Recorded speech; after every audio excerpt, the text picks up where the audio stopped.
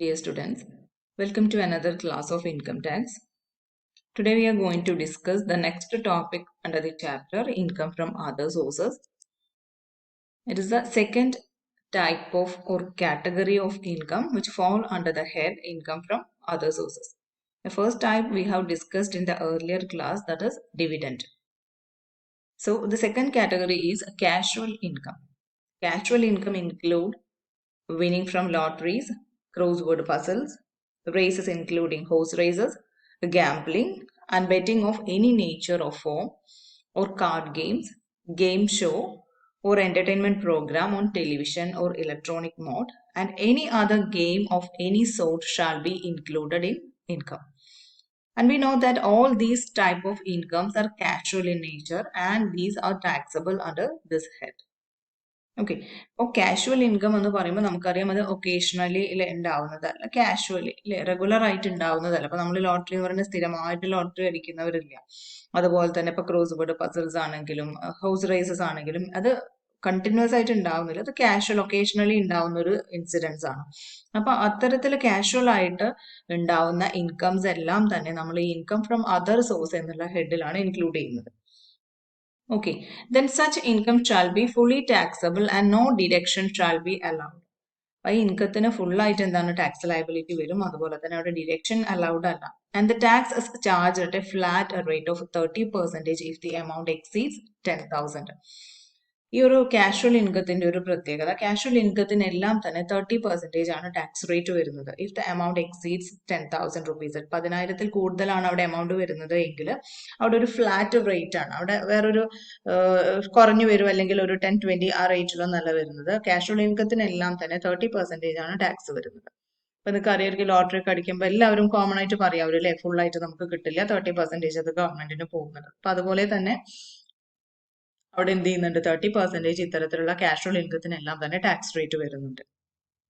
Okay, then the next area come under the casual income is that grossing up of income. So if the amount which is received from winning from lottery or crossword puzzles, races, and any other source of income which we have discussed earlier, it is to be grossed up. When the amount which is given in our area, it is a net figure or a received figure, or after the deduction of tax, or is collected by bank. ഈ രീതിയിലാണ് നമുക്ക് ക്വസ്റ്റ്യനിൽ അത് തരുന്നത് എങ്കിൽ we want to gross it up. നമ്മളത് എന്ത് ചെയ്യണം, നെറ്റ് ഫിഗറിൽ നിന്ന് നമ്മൾ അതിനെ ഗ്രോസ് എമൗണ്ടിലേക്ക് കൺവേർട്ട് ചെയ്യണം. And the grossing up value will be obtained by dividing the net amount by 70 and multiplied by 100. നമ്മൾ എങ്ങനെയാണ് നമുക്കത് ഗ്രോസ് അപ്പ് കണ്ടുപിടിക്കേണ്ടത്? നമുക്ക് തന്നിട്ടുള്ള ഒരു ഫിഗർ ഉണ്ടാവും. അപ്പൊ ക്വസ്റ്റ്യൻ നമ്മളോട് പറയാണ് 20,000 ആണ് winning from lottery, net received is 20,000 എന്ന് പറഞ്ഞാൽ നമ്മൾ എങ്ങനെയാണ് 20,000 into 100 divided by 70. ഈ രീതിയിൽ ചെയ്തിട്ടാണ് നമ്മൾ ആ ഗ്രോസ് ഫിഗർ ആക്കേണ്ടത്, നെറ്റ് ഫിഗറിന്. Okay, then no deduction can be claimed from such income even if such expenditure is incurred exclusively and wholly for earning such income. So no deduction has to be claimed for the casual income. നമുക്കറിയാം lottery അടിച്ചാൽ നമ്മൾ അതിന് വേറെ ഒരു deduction നമുക്കത് claim ചെയ്യാൻ സാധിക്കില്ല. അത് ഡിഡക്ഷൻസിന്റെ നമ്മൾ പറയുന്നത് മെയിൻ 80 സെക്ഷനിലാണ് അത് പറയുന്നത്. 80C മുതൽ 80U വരെയുള്ള സെക്ഷനിലാണ് ഡിഡക്ഷൻസിനെ കുറിച്ച് ഡീൽ ചെയ്യുന്നത്. അപ്പൊ ആ ഡിഡക്ഷൻസ് ഒന്നും തന്നെ എന്തിന് കിട്ടുന്നില്ല, കാഷ്വൽ ഇൻകത്തിന് കിട്ടുന്നില്ല, അതുപോലെ തന്നെ ഇതിന്റെ എക്സ്പെൻഡിച്ചറിനും. ഓക്കെ, നെക്സ്റ്റ് വരുന്ന അടുത്തൊരു ഏരിയയാണ് ഗിഫ്റ്റ് എന്ന് പറയുന്നത്. Okay, gift means gift received are taxable in the hands of the recipient under this head. We know that gift ഒരാൾക്ക് റെസിപ്പിയന്റിന് എന്താണ് അതർ സോഴ്സിൽ അത് ടാക്സബിൾ ആയിരിക്കണം. ഗിഫ്റ്റ് എന്ന് പറഞ്ഞാൽ എന്തൊക്കെ വരാം അതിൽ? Any sum of money, mobile property or immobile property which is received without consideration or inadequate consideration. ഇപ്പൊ ഗിഫ്റ്റ് എന്ന് പറഞ്ഞാൽ നമുക്ക് പണമായിട്ടോ അല്ലെങ്കിൽ മൂവബിൾ പ്രോപ്പർട്ടി ആയിട്ടോ അല്ലെ ഇമ്മൂവബിൾ പ്രോപ്പർട്ടി ആയിട്ടോ ഒക്കെ കിട്ടുന്നതാണ് റിസീവ്ഡ് വിത്തൗട്ട് കൺസിഡറേഷൻ. അതൊന്നുകിൽ ഫ്രീ ആയിട്ട് നമുക്ക് തരുന്നതാവാം, അതല്ലെങ്കിൽ അല്ലെ 1,00,000 രൂപയുടെ ഒരു നമുക്ക് ഗിഫ്റ്റ് ആയിട്ട് ചെറിയൊരു എമൗണ്ട് വാങ്ങിയിട്ട് ആ രീതിയിലും തരാം. ഇനാഡിക്വേറ്റ് കൺസിഡറേഷൻ ആയിട്ട് അല്ലെങ്കിൽ വിത്തൗട്ട് കൺസിഡറേഷൻ ആയിട്ടോ നമുക്ക് പണമോ അല്ലെങ്കിൽ മോബിൾ ഓർ ഇമ്മോബിൾ പ്രോപ്പർട്ടി ആയിട്ട് ലഭിക്കുന്നതിനാണ് ഗിഫ്റ്റ് എന്ന് പറയുന്നത്. Then property means a capital asset of the assessee. Immobile property being land, building or നമുക്കറിയുന്ന കാര്യങ്ങളാണ്. അതിൽ എന്തൊക്കെ വരാം? ഷെയർസ് വരാം, സെക്യൂരിറ്റീസ് വരാം, ആർക്കിയോളജിക്കൽ കളക്ഷൻസ് വരാം, paintings, jewelleries, sculptures, bullions or any art work. ഇതെല്ലാം തന്നെ ഇമോബിൾ പ്രോപ്പർട്ടി ആയിട്ടുള്ള ലാൻഡോ ബിൽഡിങ്ങോ ആയിരിക്കാം. അതും അല്ലാതെങ്കിൽ നമ്മൾ ഈ പറയുന്ന രീതിയിലുള്ള എല്ലാതും വരാം. These all are type of property of the assessee. Capital അസറ്റിനെയാണ് നമ്മൾ പ്രോപ്പർട്ടി എന്നുകൊണ്ട് മെയിൻ ആയിട്ട് ഉദ്ദേശിക്കുന്നത്. ദെൻ അവിടെ നമ്മൾ ശ്രദ്ധിക്കേണ്ട മറ്റൊരു കാര്യമാണ് property does not include furniture, cloth. ഫർണിച്ചറിനെയും ക്ലോത്തിനെയും നമ്മൾ പ്രോപ്പർട്ടി എന്നുള്ളതിലേക്ക് ഇൻക്ലൂഡ് ചെയ്യുന്നില്ല. അപ്പം if an assessee receive the assets without a consideration or against inadequate consideration as stock in trade, the provisions of this section shall not apply. അപ്പൊ നമ്മൾ ഇവർക്ക് ഏത് രീതിയിലാണ് അസസിക്ക് നമ്മൾ ഈ പറയുന്ന രീതിയിലുള്ള ഒരു അസറ്റ് വിത്തൗട്ട് കൺസിഡറേഷൻ ആവാം, അല്ലെങ്കിൽ ഇനാഡിക്വേറ്റ് കൺസിഡറേഷൻ ആവാം, സ്റ്റോക്ക് ഇൻ ട്രേഡോ ഒക്കെ ആയിട്ട് അല്ലേ. അപ്പൊ ഈ ഒരു പ്രൊവിഷൻ അവിടെ ആപ്ലിക്കബിൾ അല്ല. ഓക്കെ, ദെൻ ഗിഫ്റ്റിനെ തന്നെ നമ്മൾ ഇൻകം ടാക്സ് പർപ്പസിന് വേണ്ടിയിട്ട് രണ്ട് രീതിയിലാണ് നമ്മൾ പറയുന്നത്. Taxable gift and exempted gift എന്ന രണ്ട് രീതിയിൽ നമ്മൾ ഗിഫ്റ്റിനെ തരംതിരിക്കുന്നു. ടാക്സബിൾ ഗിഫ്റ്റ് എന്നും എക്സംപ്റ്റഡ് ഗിഫ്റ്റ് എന്നും പറഞ്ഞ രണ്ട് രീതിയിലാണ് നമ്മൾ രണ്ട് ടൈപ്പ് ഓഫ് ഗിഫ്റ്റിനാണ് ഇൻകം ടാക്സ് പർപ്പസിന് നമ്മൾ ക്ലാസിഫൈ ചെയ്യുന്നത്. അതിൽ ഫസ്റ്റ് വൺ ആണ് ടാക്സബിൾ ഗിഫ്റ്റ്. ഇവിടെ ഒരു 5 പോയിന്റ് ആണ് നമ്മൾ ശ്രദ്ധിക്കേണ്ടത്. അതിലെല്ലാം പറയുന്ന ഒരു കാര്യം നിങ്ങൾക്ക് നോക്കിയറിയാം, അതിന്റെ എമൗണ്ട് ആണ് നമ്മൾ ശ്രദ്ധിക്കേണ്ട ഒരു കാര്യം. So any amount received as a gift up to ₹50,000 in 1 year is not taxable in the hand of the recipient. അല്ലെ, ഒരു വർഷം നമുക്ക് എത്ര വരെ വാങ്ങിക്കാം? 50,000 രൂപ വരെ ഗിഫ്റ്റ് സ്വീകരിക്കാം. അത് എക്സംപ്റ്റഡ് ആണ്, it is not taxable. But if the amount exceeds 50,000 the whole received amount will be taxable. അപ്പൊ നമുക്ക് ഗിഫ്റ്റ് ആയിട്ട് 1,00,000 രൂപ കിട്ടുവാണെന്നുണ്ടെങ്കിൽ അത് 50,000 മേലെയാണെങ്കിൽ ദ ഹോൾ എമൗണ്ട്, അതായത് 1,00,000 രൂപയ്ക്ക് നമുക്ക് ടാക്സ് ലയബിലിറ്റി വരും.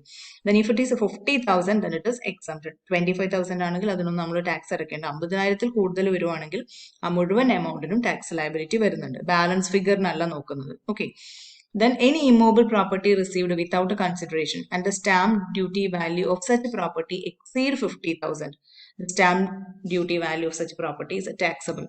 അതുപോലെ തന്നെ ഇമ്മോബിൾ പ്രോപ്പർട്ടി നമുക്ക് വിത്തൗട്ട് കൺസിഡറേഷൻ ലഭിക്കുകയാണെന്നുണ്ടെങ്കിൽ അതിന്റെ സ്റ്റാമ്പ് ഡ്യൂട്ടി വാല്യൂ 50,000 കൂടുതൽ വരുവാണെങ്കിൽ സ്റ്റാമ്പ് ഡ്യൂട്ടി വാല്യൂ എന്താണ്, ആ പ്രോപ്പർട്ടിയുടെ സ്റ്റാമ്പ് ഡ്യൂട്ടി ടാക്സബിൾ ആയിരിക്കും. ഇനി അതുപോലെ തന്നെ immovable property received for a consideration which is less than the stamp duty value of the property by an amounting exceeding 50,000, then our difference between the stamp duty value and the consideration, it is chargeable to tax. Okay, അതുപോലെ തന്നെ if the difference between actual value and stamp duty is less than 50,000, the transfer is not considered as a taxable gift. അവിടെ എപ്പോഴും എല്ലാ പോയിന്റിലും നമ്മൾ ശ്രദ്ധിക്കേണ്ടത് അതൊരു gift ആയിട്ടാണെങ്കിലും അതുപോലെ തന്നെ ഒരു ഇമ്മോബിൾ പ്രോപ്പർട്ടി ആണെങ്കിലും 50,000 കൂടുതൽ വരുമ്പോഴാണ് അവിടെ ടാക്സ് ലയബിലിറ്റി വരുന്നത്. ഓക്കെ, ഇനി ഒരു മൊബൈൽ പ്രോപ്പർട്ടിയുടെ ഒരു കേസ് വരുവാണെങ്കിൽ received without A consideration and the fair market value of which exceeds 50,000, then the whole of the aggregate fair market value of such properties taxable. അവിടെ എന്താണ്, അവിടെയും നമ്മൾ ഈ പറഞ്ഞ പോലെ തന്നെ വിത്തൗട്ട് കൺസിഡറേഷൻ ആണ് എന്നുണ്ടെങ്കിൽ അല്ലെ, ഇനി അതിന്റെ ഫെയർ മാർക്കറ്റ് വാല്യൂ 50,000 കൂടുതലാണ് എങ്കിൽ അവിടെ അത് ടാക്സബിൾ ആയിരിക്കും. Then any mobile property received for a consideration which is less than the aggregate fair market value of the property by an amount exceeding 50,000. 50,000 കൂടുതൽ വരുവാണ് അതിന്റെ fair market value. then the difference between aggregate fair market value and the consideration, അതിന് എന്താണോ നമുക്ക് consideration കിട്ടിയിട്ടുള്ളത് അതുപോലെ തന്നെ അതിന്റെ ഫെയർ മാർക്കറ്റ് വാല്യൂ രണ്ടും തമ്മിലുള്ള ഡിഫറൻസ് ടാക്സബിൾ ആയിരിക്കും. ഓക്കെ, അപ്പൊ ടാക്സബിൾ ഗിഫ്റ്റിൽ ഇത്രയാണ് പറയുന്നത്. മെയിൻ ആയിട്ട് നമ്മൾ ശ്രദ്ധിക്കേണ്ട ഒരു കാര്യം ഗിഫ്റ്റ് ആണ്, അത് അപ് ടു 50,000 റുപ്പീസ് വരെ നമുക്ക് ടാക്സ് ലയബിലിറ്റി വരുന്നില്ല. പക്ഷെ 50,000 കൂടുതൽ വരുന്നുണ്ടെങ്കിൽ ദ ഹോൾ എമൗണ്ട് അവിടെ ടാക്സബിൾ ആയിരിക്കും. അപ്പൊ നമ്മളൊരു ഇമ്മോബിൾ പ്രോപ്പർട്ടിയുടെ കേസിലാണെങ്കിലും മൊബൈൽ പ്രോപ്പർട്ടിയുടെ കേസിലാണെങ്കിലും ഒക്കെ തന്നെ ആ ഒരു പോയിന്റ് ശ്രദ്ധിക്കുക. പിന്നെ ഈ മൊബൈൽ ആൻഡ് ഇമ്മോബിൾ പ്രോപ്പർട്ടീസ് വരുമ്പോൾ അതിന്റെ ഫെയർ മാർക്കറ്റ് വാല്യൂം അതുപോലെ തന്നെ അതിന്റെ കൺസിഡറേഷൻ എങ്ങനെയാണോ അത് നോക്കണം. അതിന്റെ ഡിഫറൻസ് എമൗണ്ട് ടാക്സബിൾ ആയിരിക്കും. ഓക്കെ, നെക്സ്റ്റ് വരുന്നത് എക്സംപ്റ്റഡ് ഗിഫ്റ്റ് ആണ്. So the gift received from relative it is exempted, fully exempted. ഒരു റിലേറ്റീവിന്റെ കയ്യിൽ നിന്ന് ഗിഫ്റ്റ് കിട്ടുവാണെങ്കിൽ അതിന് അവിടെ ഒരു ലിമിറ്റ് ഇല്ല, ഒരു ലിമിറ്റ് പറയുന്നില്ല. ഓക്കെ, അപ്പം അതെന്തല്ല, it is not taxable. The term relative എന്ന് പറയുമ്പോൾ അവിടെ ക്ലിയർ ആയിട്ട് ഇൻകം ടാക്സ് ആക്ടിൽ പറയുന്നുണ്ട്. ഇൻഡിവിജ്വൽസിന്റെ കേസ് ആണെങ്കിൽ അവിടെ സ്പൗസ് വരും, ഹസ്ബൻഡ്, വൈഫ്, അതുപോലെ തന്നെ brothers, sisters, parents, brother in law, sister in law, father in law and mother in law. Clear കട്ടായിട്ട് പറയാണ് ഇന്നതാണ് റിലേറ്റീവ് എന്ന് പറയുമ്പോൾ. അപ്പൊ ഇവരുടെ കയ്യിൽ നിന്ന് നമുക്ക് കിട്ടുന്ന ഗിഫ്റ്റ് എല്ലാം തന്നെ എക്സംപ്റ്റഡ് ആണ്. ഇനി HOFന്റെ കേസിലാണെങ്കിൽ എനി മെമ്പർ തെറോഫ്, അവിടെയുള്ള മെമ്പേഴ്സിനെയാണ് നമ്മൾ അവിടെ റിലേറ്റീവ് എന്നുള്ളത് കൊണ്ട് ഉദ്ദേശിക്കുന്നത്. ഓക്കെ, അപ്പം എക്സംപ്റ്റഡ് ഗിഫ്റ്റിൽ ഫസ്റ്റ് വരുന്നത് റിലേറ്റീവ്സിന്റെ കയ്യിൽ നിന്ന് നമുക്ക് സ്വീകരിക്കുന്ന ഗിഫ്റ്റ് ആണ്. ഇറ്റ് ഇസ് ഫുള്ളി എക്സംപ്റ്റഡ്, അവിടെ ഒരു ലിമിറ്റ് പറയുന്നില്ല. ദെൻ അതുപോലെ തന്നെ gift received on the occasion of marriage of an individual, അല്ലെ, വിവാഹത്തിന് അതുമായി ബന്ധപ്പെട്ട ഒരു ഗിഫ്റ്റ് കിട്ടുവാണെന്നുണ്ടെങ്കിൽ അതും എന്ത് തന്നെയാണ്, അതും ഇവിടെ എക്സംപ്റ്റഡ് ആണ്. Okay, it is a tax free in the hands of the individual recipient. അതാരാണോ റിസീവ് ചെയ്യുന്നത് അവരുടെ കയ്യിൽ അതിന് ടാക്സ് ലയബിലിറ്റി വരുന്നില്ല. The next പറയുന്നത് gift received under a will or by way of inheritance, it is totally exempted from tax. Will പ്രകാരം അതല്ലെങ്കിൽ inheritance ആയിട്ട് നമുക്ക് കിട്ടുന്ന ഒരു ഗിഫ്റ്റ്, അത് കൈമാറ്റം ചെയ്തു വരുന്ന സംഭവം, ഗോൾഡ് പ്രീഷ്യസ് ആയിട്ടുള്ള കാര്യങ്ങളൊക്കെ തലമുറകൾ കൈമാറ്റം ചെയ്തു വരുന്നതുണ്ടാവും. അപ്പൊ അത്തരത്തിലൊക്കെ ആണെങ്കിൽ ഇപ്പൊ അറ്റ് പ്രസന്റ് അത് ആരുടെ കയ്യിലാണോ അവർക്ക് അതിന് ലയബിലിറ്റി വരുന്നില്ല. It is totally exempted. Then next പറയുന്നത് എന്താ, the next one is in contemplation of death of the pair. ഇപ്പോൾ ഇവിടെ ഉദ്ദേശിക്കുന്നത് അല്ലേ, ഒരു മരിക്കുന്ന സമയത്ത് അവരുടെ പ്രോപ്പർട്ടി അല്ലെങ്കിൽ പണം അത് ഒരാൾക്ക് കൊടുക്കുന്നുണ്ടെങ്കിൽ, അത് കൈമാറ്റം ചെയ്യുന്നുണ്ട് എങ്കിൽ it is exempted from the gift tax. So A gift received in contemplation of death എന്നുള്ളത് ഉദ്ദേശിക്കുന്നത് എന്താണ്, ഇപ്പോൾ ഒരാൾക്ക് അസുഖം മൂലം അയാൾ അല്ലെ മരണാസന്നനായിട്ട് ഇരിക്കുവാണെന്നുണ്ടെങ്കിൽ ആ അസുഖം മൂലം എന്തെങ്കിലും ഒരു അസുഖം മൂലം അപ്പൊ അയാളുടെ മൂവബിൾ പ്രോപ്പർട്ടി അല്ലെങ്കിൽ അതിന്റെ ഒരു പൊസഷൻ എന്ത് ചെയ്യാണ് മറ്റൊരാൾക്ക് ഗിഫ്റ്റ് ആയിട്ട് കൊടുക്കുകയാണെന്നുണ്ടെങ്കിൽ, അപ്പൊ അയാൾ ആ ഒരു അസുഖം കാരണം മരിക്കുന്നുണ്ട് എങ്കിൽ അവിടെ അത് റിസീവ് ചെയ്യുന്ന ആൾക്ക് അതിൽ ലയബിലിറ്റി വരുന്നില്ല, അത് ഫുൾ ആയിട്ട് എക്സംപ്റ്റ് ചെയ്തിട്ടുണ്ട്. Okay, then any local authority, trust or university, so there is no tax liability occur when any amount received from local authority, trust or university as a gift, hence the recipient is not liable to pay tax on such a amount. അത്തരത്തിലുള്ള ഗിഫ്റ്റിന് എന്തുണ്ടാവില്ല, local അതോറിറ്റിയുടെ കയ്യിൽ നിന്നോ ട്രസ്റ്റിൽ നിന്നോ യൂണിവേഴ്സിറ്റിയിൽ നിന്നോ കിട്ടുന്ന ഒരു എമൗണ്ടിന് അവിടെ ഒരിക്കലും എന്ത് വരുന്നില്ല, അത് റിസീവ് ചെയ്യുന്ന റെസിപ്പിയന്റിന് ടാക്സ് ലയബിലിറ്റി വരുന്നില്ല. ഓക്കെ, ഈ 5 പോയിന്റ് ആണ് നമുക്ക് എക്സംപ്റ്റഡ് ഗിഫ്റ്റിൽ വരുന്നത്. ഇപ്പൊ 2 രീതിയിലാണ് നമ്മൾ പറയുന്നത് ഗിഫ്റ്റ്, ഒന്ന് എക്സംപ്റ്റഡ് ഗിഫ്റ്റ് വരുന്നുണ്ട്, അതുപോലെ തന്നെ എന്തും വരുന്നുണ്ട്, ടാക്സബിൾ ഗിഫ്റ്റും വരുന്നുണ്ട്. അപ്പൊ എക്സംപ്റ്റഡ് ഗിഫ്റ്റിൽ നമ്മൾ പറഞ്ഞു റിലേറ്റീവിന്റെ കയ്യിൽ നിന്നും വരുന്ന ഗിഫ്റ്റ്, അതുപോലെ തന്നെ ഗിഫ്റ്റ് കല്യാണ സമയത്ത് മാരേജിന്റെ സമയത്ത് ഒരു വ്യക്തിക്ക് ലഭിക്കുന്ന ഗിഫ്റ്റ്, ഇത് എക്സംപ്റ്റഡ് ആണ്. അതുപോലെ തന്നെ ഒരു വിൽ പ്രകാരം അല്ലെങ്കിൽ ഇൻഹെറിറ്റൻസ് പ്രകാരം ലഭിക്കുന്ന ഗിഫ്റ്റ് ടോട്ടലി എക്സംപ്റ്റഡ് ആണ്. അതുപോലെ ഒരു അസുഖം മൂലം മരിക്കും എന്നുള്ള ചിന്തയിൽ ഒരാൾ അയാളുടെ പ്രോപ്പർട്ടി അല്ലെങ്കിൽ പണമോ വേറൊരാൾക്ക് കൈമാറ്റം ചെയ്യുകയാണെങ്കിൽ, അത് ആ കാരണം മൂലം അയാൾ മരിക്കുന്നുണ്ട് എങ്കിൽ ആ ഒരു പ്രോപ്പർട്ടിയും അവിടെ എക്സംപ്റ്റഡ് ആണ്. അതുപോലെ തന്നെ ഒരു ലോക്കൽ അതോറിറ്റി അല്ലെങ്കിൽ ഒരു ട്രസ്റ്റ്, ഒരു യൂണിവേഴ്സിറ്റിയുടെ കയ്യിൽ നിന്നും ലഭിക്കുന്ന എമൗണ്ടിനും ടാക്സ് ലയബിലിറ്റി വരുന്നില്ല. ഇനി നേരത്തെ പറഞ്ഞ പോലെ ടാക്സബിൾ ഗിഫ്റ്റിൽ വരുന്നത് എപ്പോഴും ശ്രദ്ധിക്കേണ്ടത് ഗിഫ്റ്റ് ആയിട്ട് 50,000 രൂപ വരെയാണെങ്കിൽ എക്സംപ്റ്റഡ് ആണ്, പക്ഷേ 50,000-ൽ കൂടുതൽ വരുന്നുണ്ടെങ്കിൽ അവിടെ ടാക്സബിൾ വരും. ഇമ്മൂവബിൾ പ്രോപ്പർട്ടി റിസീവ് ചെയ്യുന്നുണ്ട് വിത്തൗട്ട് കൺസിഡറേഷൻ ആണെങ്കിൽ അതിന്റെ സ്റ്റാമ്പ് ഡ്യൂട്ടി 50,000-ൽ കൂടുതൽ വരുന്നുണ്ടെങ്കിൽ അതും അവിടെ ടാക്സബിൾ ആയിരിക്കും.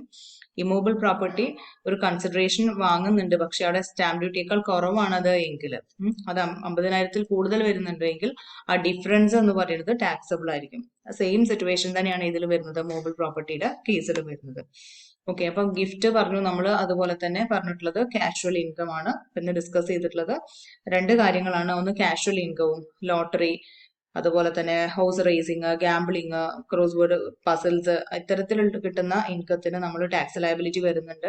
അത് 10,000 വരെ എക്സംപ്റ്റഡ് ആണ്, പക്ഷേ 10,000-ൽ കൂടുതൽ വരുന്നുണ്ടെങ്കിൽ ഫ്ലാറ്റ് റേറ്റ് 30% ടാക്സ് ലയബിലിറ്റി വരുന്നുണ്ട്. ദെൻ അതുപോലെ തന്നെ ഗ്രോസിംഗ് അപ്പ് ഓഫ് ഇൻകം, അത് നെറ്റ് ഫിഗറിലാണ് എങ്കിൽ നമ്മൾ അതിനെ ഗ്രോസ് അപ്പ് ചെയ്യണം. ഇൻറ്റു 100 ഡിവൈഡഡ് ബൈ 70 ചെയ്തിട്ടാണ് അത് ഗ്രോസ് അപ്പ് ചെയ്യേണ്ടത്. അതുപോലെ തന്നെ അത് ടോട്ടൽ നമുക്ക് ഒരു ഡിഡക്ഷനും അതിന് ക്ലെയിം ചെയ്യാനായിട്ട് സാധിക്കില്ല. So casual income and gift, ഈ 2 ടോപ്പിക്കാണ് നമ്മളിന്ന് ഡിസ്കസ് ചെയ്തിട്ടുള്ളത്. ഓക്കെ, അപ്പൊ അത് എല്ലാവർക്കും ക്ലിയർ ആയെന്ന് വിചാരിക്കുന്നു. Okay, thank you.